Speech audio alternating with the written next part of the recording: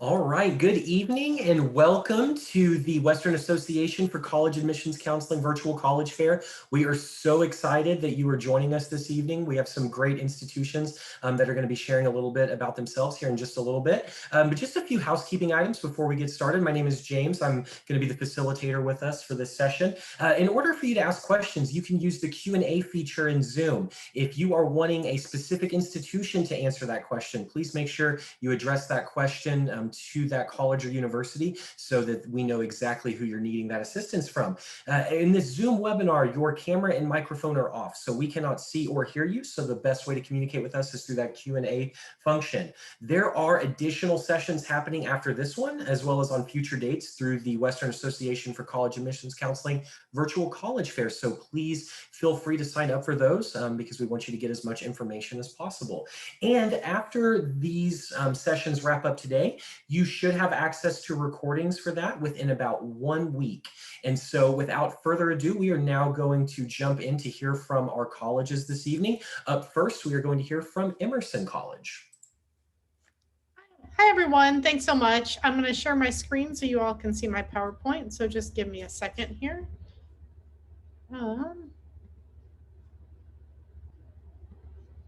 Sorry. Apparently, Zoom is being a little bit tricky with my screen share. I apologize. All right. So I'm going to talk without that because it looks like I have to quit Zoom to be able to share my screen. So I apologize for that. But I'll go through some important facts about Emerson for you. So Emerson is right in the heart of Boston. We're actually in the theater district in Boston, which I always say is a pretty incredible place to study. You get sort of the best of both worlds in the sense that you're a very urban campus. It is a city campus, but it's a really small city campus. We have 12 buildings within a 2-block walking radius. So you sort of have that true campus environment in the sense that you're walking around, everything you see, you're going to see Emerson students everywhere you go, staff and faculty. But you are still in the heart of Boston, right across the street from the Boston Commons, and again, in that theater district. So really, you get a really pretty unique vibe because of that. We're on the big side of small with about 3,800 students. So we're sort of that sweet spot size-wise where you are still meeting some people maybe you haven't met before, but again, on that smaller side. That means that you're really going to be able to engage in a deeper way in smaller classrooms with a student to faculty ratio of 13:1. You'll be able to really have that sort of deeper connection with some of your faculty, maybe work on projects and internships with them. And I think that's something that is fairly unique to us. Within our campus of our 12 buildings, we have 5 residence centers. So some really incredible living opportunities for students and a pretty wide range of them, from some that look more loft style. Many of them have these gorgeous views of the Boston Commons, and you can watch the seasons change there. And our student body itself is an incredibly diverse student body. We have students literally coming from all over the world, almost every state and over 70 different countries. And that's important to us that the voices in the classroom are all a little bit different for you. We are a school that is deeply committed to the liberal arts. It's really important to us that our students are really well-rounded, that they're taking a pretty wide range of classes. And because of that, we want them to be able to dive into those liberal arts classes, but we also want them to space them out across their entire 4 years so that students are able to start in their major right away, make sure it's a good fit for them. If a student comes to us with a C or better in all 4 years of their high school math, we will waive that requirement. And if they come with up to 3 levels of a foreign language, we'll also waive that requirement as well. We break our majors down across 2 different schools. So it's important to us that we have sort of these 2 different schools. We have the School of Communications, and then we also have our School of Arts. The School of Communications is going to house everything in the communications world that you can think of, even political communications, public relations, sports communications, journalism. We're actually ranked as one of the top journalism programs in the country, marketing, public relations. We also have 3 international programs where students will spend their first 2 years studying abroad internationally. We have a Business of Creative Enterprises program, which is our business program that we run both in Australia as well as in Switzerland for the first 2 years and the last 2 years at Boston's campus. And then we also have a international and political communication degree based out of Switzerland as well. We also then are known for our School of Arts. This houses the only comedic arts, Bachelor of Fine Arts program in the country. We're incredibly well known for our film program, anything in the film industry. Of course, theater is very strong for us as well, and then anything in creative writing. We also have a global program here in the Global Film Art, which is actually your students study for 3 years in Paris at Paris College of Art and spend their summers in Boston, which is a pretty unique program as well. And then we also know students sometimes are really multifaceted and multi-talented. And to that end, we have a couple of different ways that students can do an interdisciplinary degree and actually build their own major, which really allows students that ability to kind of flourish and try different things. It is really important to us that students can build a degree with a pretty wide variety of options. And because of that, we have a pretty incredible amount of minors that students can add to their program. Everything from esports to psychoanalysis as cultural criticism, music history and culture, just about every podcasting, just about everything that you can think of that students can add to those degrees. We also have 2 other campuses, which a lot of people don't realize besides our Boston campus. We have a beautiful campus in Los Angeles, right in the heart of Hollywood. Students actually live in this building. They take classes there. It's designed as an internship semester. So students will do a pretty intense 30, 40-hour week internship. Mostly it will be film students that take advantage of this. We're sort of right in the heart of where all the studios are there, but other majors can do this as well. And most of my, in particular, California students will choose to do this program at the end of senior year because they often will get hired and then stay out from there. We also own our own medieval castle in the Netherlands where students can spend a semester studying in this castle environment in the Netherlands. And then we also do a pretty wide variety of different other study global abroad programs for our students as well. We are a Common App school. Easiest way to apply is to use the Common App. And we are test optional. We have been test optional now for, gosh, almost 4 years. So we are a school that really looks at students holistically and in a well-rounded way. We offer early decision, early action, as well as regular decision. And then we are also generous with our financial aid and scholarships as well. That is my time. My timer is literally about to go off. I'm going to drop my contact information and a link where you can sign up for more information in the chat. Thank you all so much. Great, and thank you so much. And for everybody joining us this evening, just a reminder to please ask questions of the institutions joining us. And if you are wanting to hear from a specific university, please direct that question to that individual school so that they can best respond to you. Moving right along, we are now going to hear from Wheaton College, Massachusetts. Wonderful, thank you so much. Can you see the screen okay? Yes, we can. Awesome, wonderful. So good evening, everyone. My name is Jason LaPerriere, and I'm an Associate Director of Admission at Wheaton College in Massachusetts, and I work with our applicants applying from the West Coast. Excited to help you all learn a little bit more about Wheaton. In a nutshell, we are a small private liberal arts college. We have students coming to campus from across the country and around the world. Just over 10% of our students are coming to campus from international locations around the world. We're an incredibly undergraduate focused institution. We don't offer graduate programs on our campus. So undergraduate students are front and center with faculty, with the average class size between 15 and 20 students. Courses are discussion-based, seminar style, and all of our faculty teach classes, and all of our courses are taught by faculty, with over 90% of those folks having the doctorate or terminal degree in their field.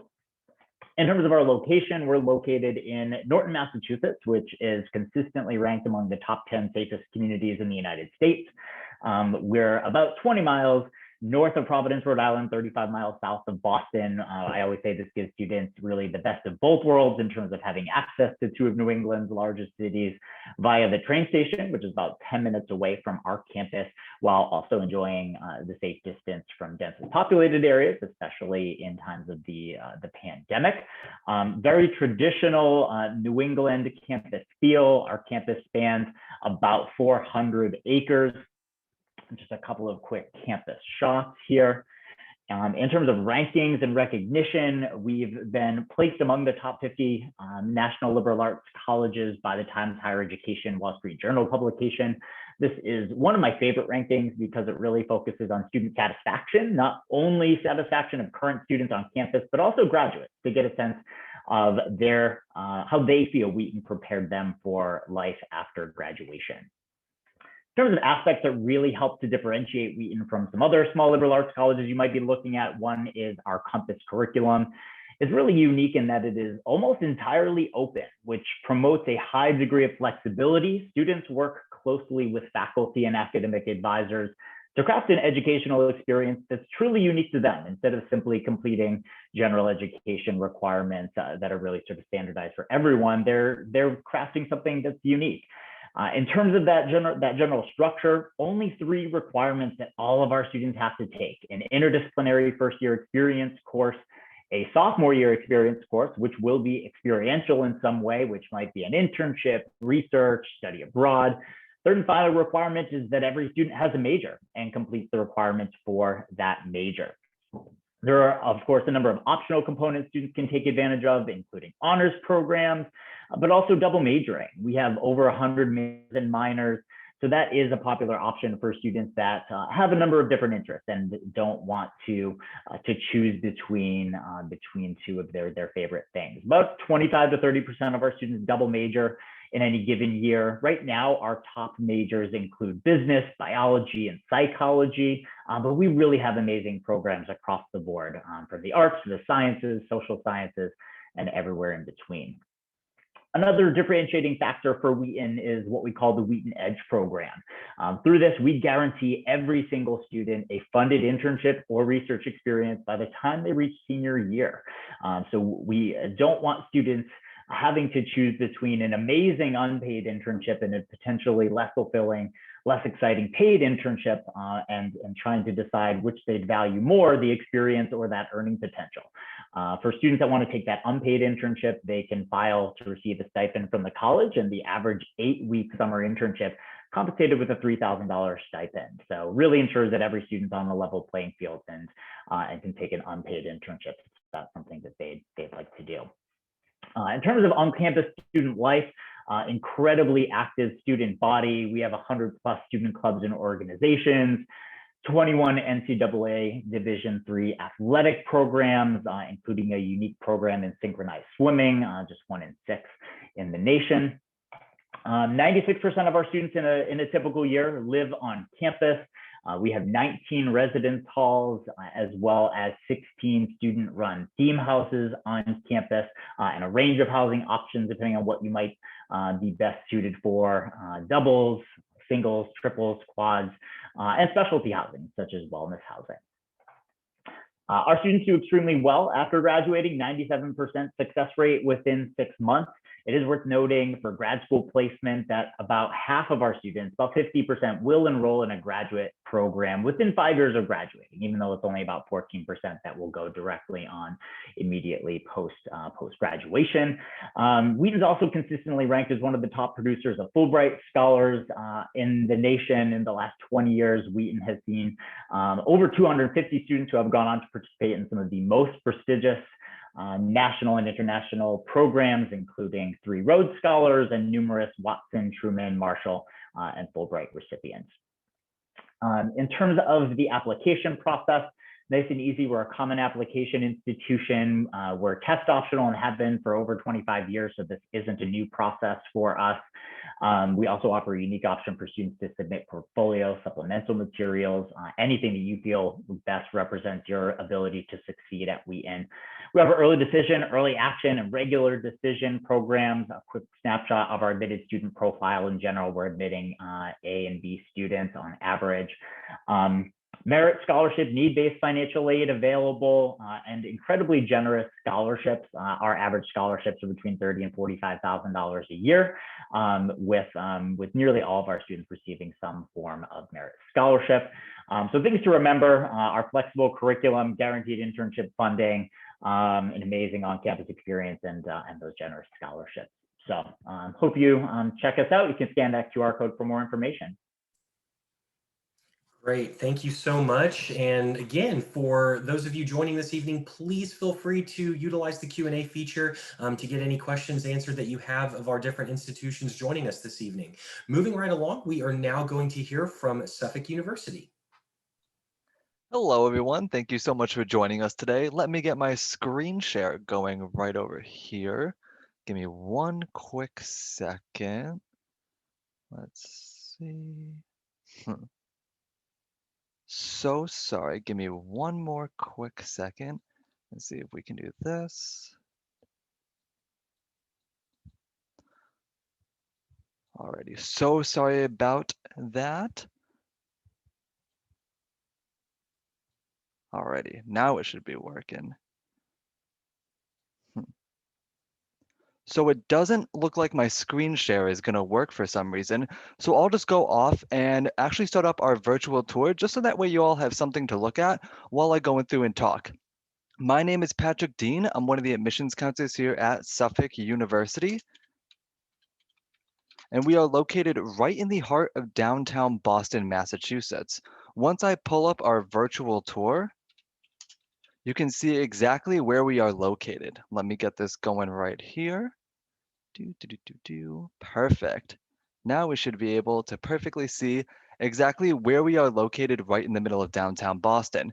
You can see right over here, 73 Tremont Street. That is the main building where all of our offices are located. And you can see some of our residence halls located right in the middle of the theater district over here.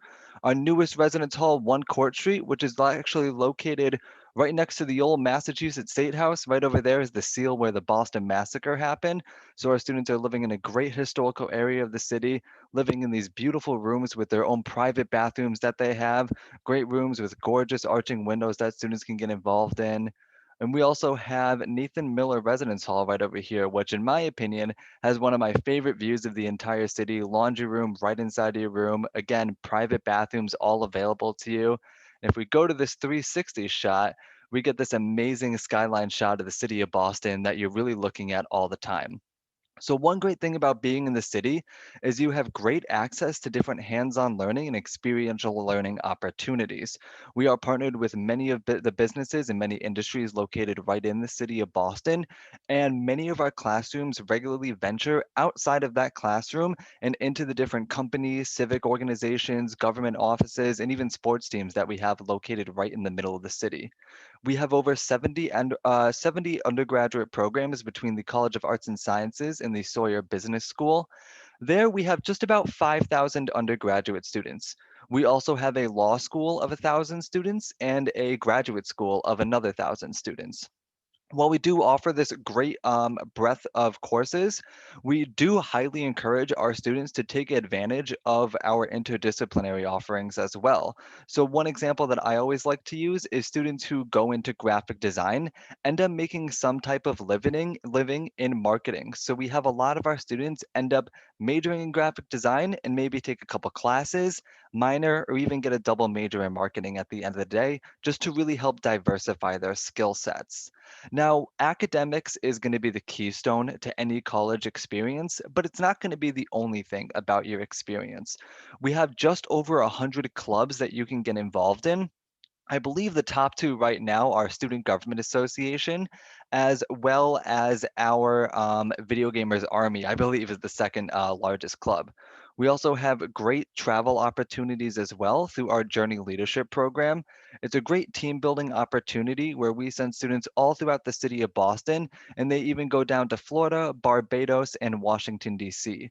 We also regularly lead service trips to Washington, D.C. to work for LGBTQ advocacy and even going down to work for racial justice in DC as well.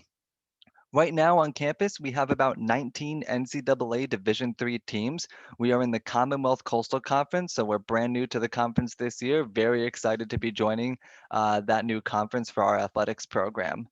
On top of that, just to go back to some of our travel opportunities, we are partnered with over 50 universities all across the country and all over the world in over, I believe right now, 35 countries. With that, kind of the cornerstone of our study abroad experience is our very own campus that we actually have located in Madrid, Spain. So basically, when you apply to Suffolk, you have the opportunity to apply directly to the Madrid campus, or you can actually go to the Boston campus, depending on where you want to start your academic journey. If you decide to start at the Madrid campus, you can study there for up to 2 years with any major. If you do international relations, you can even do all the way up to 4 years. Plus, you can do one semester, a summer, or any really option to make it as flexible as possible for you. There is also home to our Global Gateway program. This is a fantastic opportunity for students to just kind of dip their toes into the Madrid campus and see what it's all about.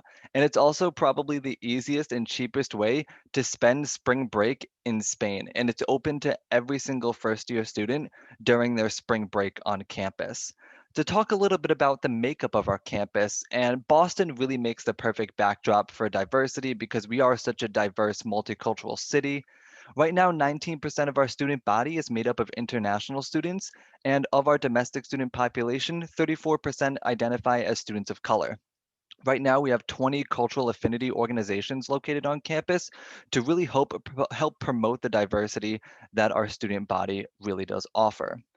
Right now, we have just about a 15-to-1 student faculty ratio and an average class size of just about 21 students. Probably my favorite statistic about Suffolk is that 99% of our students are working or in graduate school within a year after graduation, and I believe about 90% are in career fields that are relevant to their initial career goals when coming into Suffolk. To talk a little bit about the application process, we accept either the Suffolk application or the common application. And as I stated before, you can either decide to attend Boston first or the Madrid campus first. We require your high school transcript, the essay in the application, one letter of recommendation, and we are test optional. That's not something that's brand new to us because of the pandemic, and this will continue long after the pandemic for us. Right now, for some application deadlines to keep in mind, November 15th is our traditional early action deadline, and February 15th is our regular decision deadline.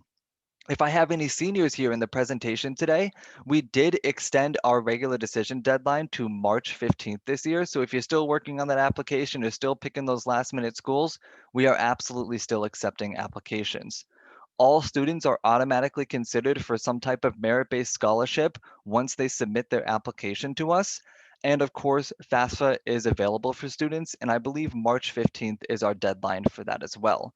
This year, we were able to award merit-based scholarships on a scale of on the low end $5,000 all the way up to $22,000.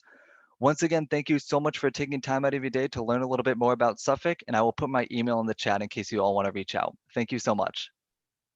Great, and thank you. And again, students, just another reminder, haven't gotten any questions yet, so please utilize that question and answer feature in Zoom in order to get any questions answered that you have this evening. Moving right along, we are now going to hear from the University of Massachusetts Lowell. Hey everyone, I'm Joanne Germano with the University of Massachusetts at Lowell. I'm actually based in San Diego, so I am your regional representative. I cover several Western states. So I'm your point of contact. I like to start with a minute video just to give you a visual of our campus, and then I'll talk more about UMass Lowell.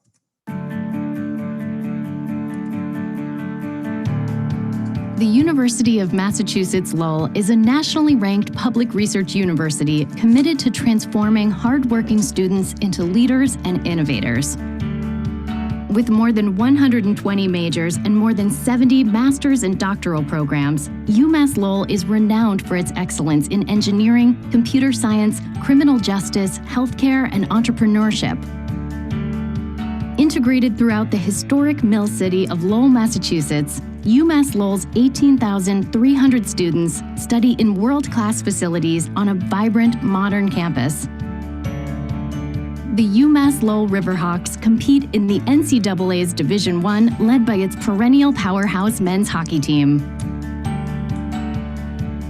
UMass Lowell's focus on co-ops, internships, and experiential learning help explain why its alumni enjoy among the highest starting and mid-career salaries for public university graduates in the nation.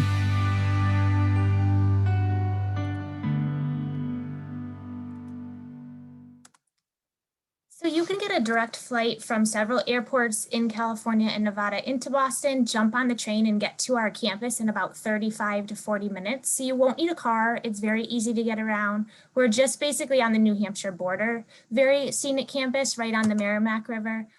All of our majors are direct entry, and we're a mid-sized student body. So about 11,500 undergraduates, but we have over 500 full-time professors. So our average class size is going to be about 25 students. We're pretty geographically diverse. We have students coming from every state, over 100 different countries. We've added a bunch of new buildings in the last decade. We have some really cool spaces to study it on campus, including a 8,500 square foot makerspace, an innovation hub. We also have a world trading room on campus. Raytheon owns a floor of our engineering building. They hire a lot of our students after graduation. Everything that you want to study is direct entry. We also have undeclared as an option if you're unsure. We were the first school in the country to have plastics engineering. Those students do a lot of work with prosthetics. Most popular programs at UMass Lowell are going to be anything in the STEM, as well as criminal justice and business. We also were the first school in the country to have sound recording technology. So if you are very strong in the music field and you want an audio engineering program, we have 8 recording studio spaces on campus for you. We have a lot of 4+1 tracks. So if you want to do a bachelor's and a master's in just 5 years, that's available to you. Also, we have You Teach programs. So if you're interested in the STEM, you can take 6 extra classes and earn a teaching credential at the high school and middle school level. We are very hands-on. We currently partner with over 200 companies across the US. So students spend 4 to 6 months working with a company. They're paid about $25 to $30 an hour in the co-op, and these turn into jobs at graduation. Within 6 months of graduation, 95% of our students are employed or in a master's level program. We are just close to Boston, which is great for our healthcare majors. We intern and do clinical work at Massachusetts General Hospital, the Boston Children's Hospital, the Leahy Clinic, which are nationally ranked healthcare places. So also in nursing, we have a direct entry program, and as little as 3.5 years, you could earn your bachelor's. We're very competitive at UMass Lowell. We've had our students compete in some regional and national competitions of racing cars, building canoes, building bridges. If you are business minded, we have a Risk Difference Maker Institute right on campus too. We like to study abroad when that's available. These were our popular countries 2 years ago. We have 300 partnerships at 300 different universities in over 40 different countries. These were our popular countries where our students went a couple years ago. And we offer scholarships for our students to help cover the travel costs to study abroad. In a normal year, we have 10 concerts. We've had Drake, Billy Joel, Snoop Dogg come to campus to perform. Oprah was on campus 2 Novembers ago to help fundraise scholarships for our students. We're very competitive on the athletic field. We're Division I in athletics. Being a New England school, our ice hockey team draws the most fans. Also, we have 275 different clubs and organizations that you can get involved with. We also have living learning communities. So if you are, say, a business or engineering major, you can choose to live with other students of your major to help build that stronger community on campus. In terms of the application, we are test optional. We have been for the last 5 years, and we plan on staying that way. We look for a strong B average, and we have some great scholarships that you won't have to fill out an additional application for. The scholarship that you apply, or the application you apply to get into our university, is the application that we will review to see if you qualify for merit awards. I'd love to talk to you more. I will drop my information in the chat, but now we are going to Mass College of Pharmacy and Health Sciences. Thank you. Fantastic, and thank you. And before we get to Massachusetts College of Pharmacy and Health Sciences, just to let you know, we do only have 2 more institutions to hear from. So please make sure if you have any questions, get those sent through. And now we will turn it over to our next presenter.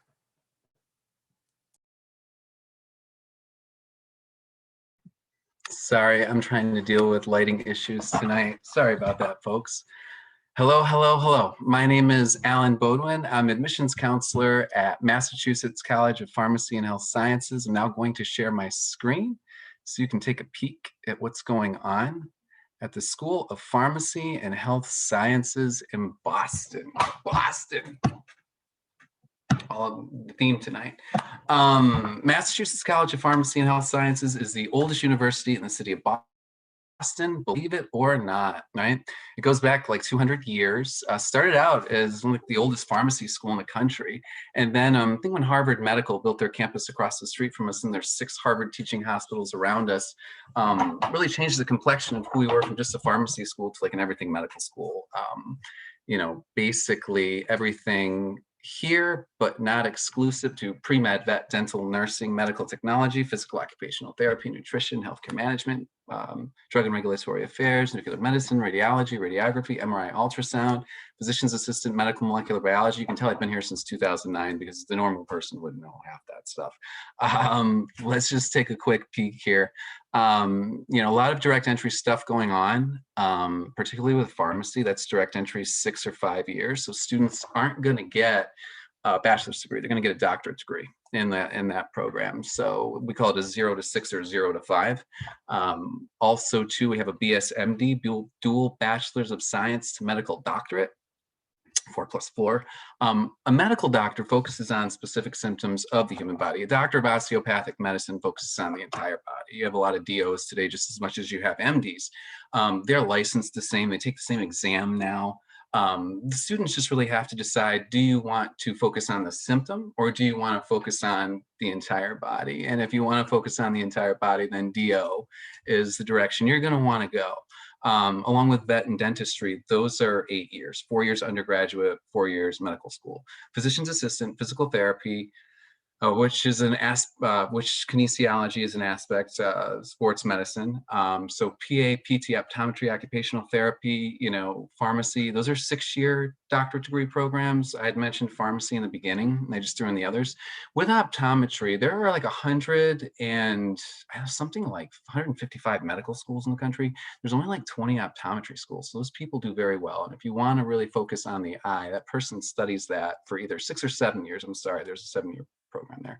And that's studying like the eye for 7 years. And like I said, they do well. They're very much in demand. It's just that, for some reason, and don't get me wrong. I mean, if you're applying to one, you're probably applying to all 20. We're one of the few that is, a 7-year straight or 6-year straight program. The rest, you're going to have to go somewhere else and then reapply as a graduate student, medical student. And it's very different. It's often advantageous to just start, if you can, at one place.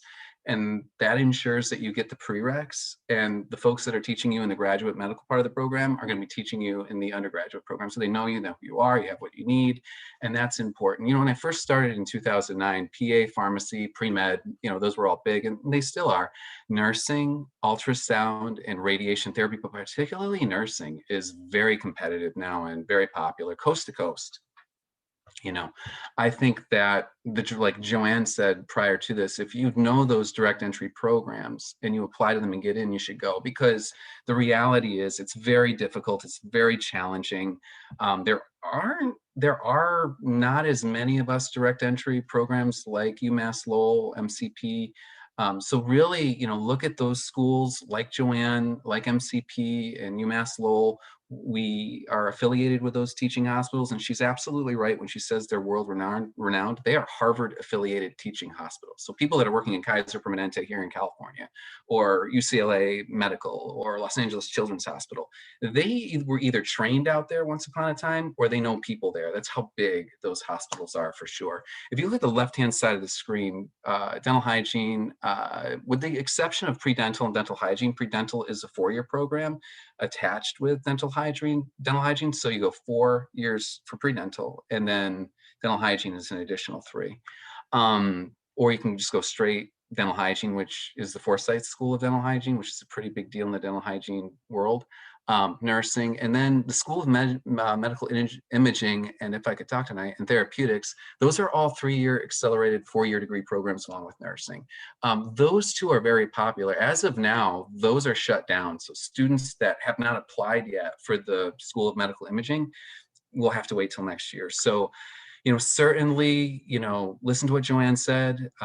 Hear what I'm saying when it comes to programs like nursing and these programs. Applying early, I'm saying this, I don't know if Joanne said that, but applying early is advantageous. It really is going to give you probably the best overall shot in the end, or just apply to those direct entry programs. 91% of our faculty hold the highest degree within their discipline. They are doctors and healthcare practitioners. We do focus on student success and you becoming a healthcare practitioner. So faculty mentors, academic coaches, peer tutors, the folks that are teaching you are not teaching assistants. They are actually professors who have a medical degree. So, and they're also staffing the writing center and the math center. So you're not going to fall through the cracks and get lost. We do a lot of collaboration within our own majors. Let's say you're a nursing major or a pharmacy major, or you're studying pre-med to become an anesthesiologist or a surgeon or going into osteopathic medicine. So one day you're going to have to work with all these people on one single patient. So we get students acclimated very early and introduce them and kind of put them in with all the other, if you're a pharmacy major, you're going to be working with nursing students, PA students, PT students, because once in a not so very long time from now, you'll be calling upon these people for medical charts, medical records. So certainly if you are a nurse, you're going to want to connect with the pharmacist in terms of meds and those kinds of things. Definitely for the pharmacist, you want to connect with the nurse, the PA, the MD, the anesthesiologist. So everybody works together. We kind of get you used to that very early here at MCPHS. The internship. So we're here, Harvard Medical is right here. We're across the street, adjacent to each other. We're surrounded by those Harvard teaching hospitals. So our students penetrate them. Whether you're a PA student or a nursing student or a pharm student, you're going to get experience in areas such as HIV, cancer, diabetes, pediatric oncology, nuclear medicine, ambulatory care, drug and research development, diabetes, pediatric diabetes. To give you an idea, I have a freshman in the cardiac ICU at Mass General. I have a second-year student doing stem cell research through the Dana-Farber Cancer Institute. All of our students do the undergraduate research fellowship through Harvard Medical School.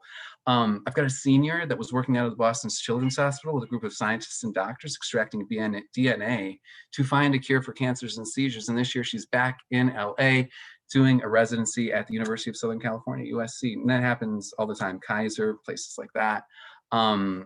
Let's rock and roll on down to the next slide. We're a member of the Colleges of the Fenway. So just because you're studying something in nursing or any area of medicine, pharmacy, PA, doesn't mean that you don't like art, music, things like that. So to no additional costs, part of your tuition, private school, no out of state tuition fees, I forgot to say that, I'm sorry. You can take a course in music or art and, to no additional cost, you can minor in music or art and, and major in PA or PT. Housing, much better than they were back in the day for me. Many are suite style where you get a kitchen, bathroom, all those things. You're not sleeping on top of each other like you used to back in the day. Free to apply, no application. I cut you off, Alan. I apologize on that. I'm Sorry. so sorry, but please feel free to send in any links to additional information you were going to provide in the chat function. So thank you so much. Just in the interest of time, we need to get to our final presenter this evening. Last and certainly not least, we're going to move a little further south now to the University of North Carolina at Pembroke. And again, if you're a student here or joining us this evening and you have a question for an institution, this is kind of your last chance to send that in. So thank you so much. All right, good afternoon, everyone. My name is Kristen Woodell. I am the Associate Director of Undergraduate Admissions at UNC Pembroke. So let me get my screen share going and we will get started. Okay, let's see. All right, so let's talk a little bit about why we feel that you should choose to be a Brave. So UNC Pembroke was actually founded in 1887 as the Croatan Normal School. So we were founded by 7 American Indian men who felt or noticed that the American Indian people in the Robeson County or the Southeast region was not able to receive an education anywhere. So they created this school to educate American Indian teachers. Now, if you fast forward to now, we are currently the most diverse campus in the UNC system and in the South as a whole. So if learning in a diverse environment with a diverse student population and faculty and staff is something that's important to you, UNC Pembroke would be a great place for you to venture onto your educational journey. So we are currently at our highest enrollment of over 8,000 students. We're super proud of the growth that campus has been continuing to see. We do have a student to faculty ratio of 18:1 and an average class size of around 20 students. So I know I personally had classes where there were just 5 of us, but the largest class that you'll ever sit in is around 65 students at UNC Pembroke. And all of our classes are professor led, and all of our classes have open office hours. So you're able to literally go into your professor's office, sit down, talk about anything that you're not understanding in class, just to make sure that you are getting the best out of your undergraduate experience. So our university is actually broken down into 5 schools. We have our College of Arts and Sciences, the College of Health Sciences, the School of Education, the School of Business, and of course the graduate school. So we do have 41 undergraduate programs and 18 graduate programs. Some of our top majors are biology, business administration, elementary education, nursing, and criminal justice. But we are seeing a lot of growth over in our computer science area and our kinesiology department. But we'll talk a little bit more about academics very soon. But one thing that we do always encourage our students to do is to get involved. So regardless of where you choose to attend college, make sure you are leaving your legacy at that institution. So we are D2 Athletics. We're part of the Peach Belt Conference. We do have 14 athletic teams on campus, all of which do have walk-on tryouts, but we also have over 100 clubs and organizations on campus that you can choose to get involved in.